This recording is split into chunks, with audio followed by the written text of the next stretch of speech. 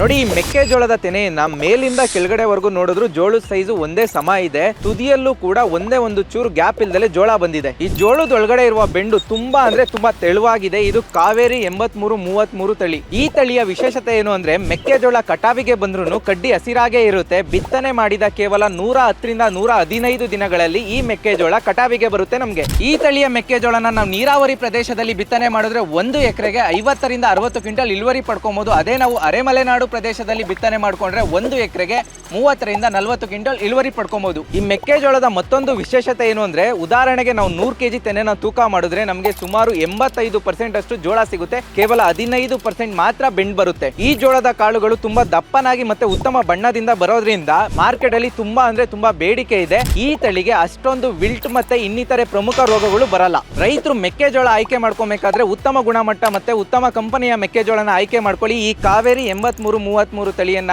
ಆಯ್ಕೆ ಮಾಡಿಕೊಂಡು ಹೆಚ್ಚು ಇಳುವರಿ ಪಡ್ಕೊಳ್ಳಿ.